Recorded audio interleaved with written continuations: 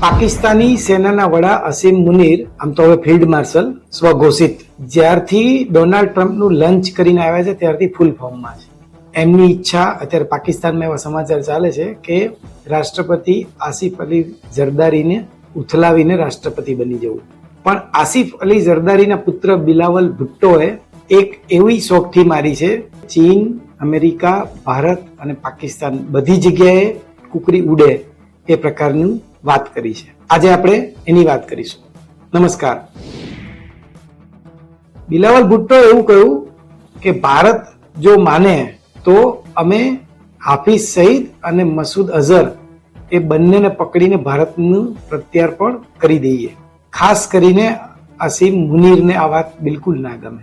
ટ્રમ્પને મળીને આવ્યા પછી અસીમ મુનીરનો ઝુકાવ અમેરિકા તરફ થઈ ગયો છે અને ઝરદારી અને બાકીના લોકો અત્યારે ચીન તરફ ઝૂકી રહ્યા હોય એવું વાતાવરણ સર્જાયું છે.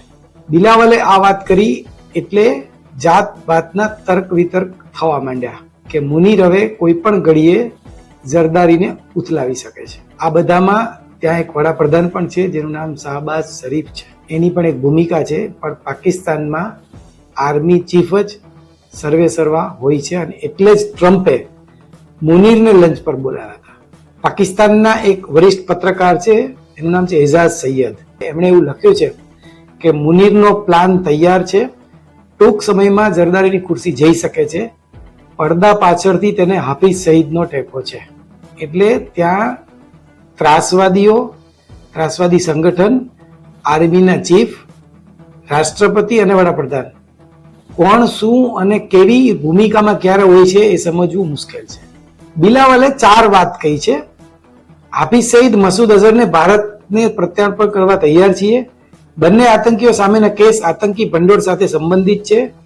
ભારત સહયોગ નથી કરતું એટલે સજા મુશ્કેલ છે. ભારતની ન્યૂ નોર્મલ નીતિ બંને દેશના હિતમાં નથી.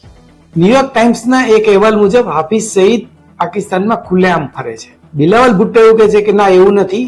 આતંકવાદી ભંડોળના આરોપમાં એને 2019માં સજા થઈ હતી અને 33 વર્ષની જેલ પણ ફટકારી. આખો વિડિયો જોવા માટે ડાઉનલોડ કરો દિવ્ય ભાસ્કર એપ.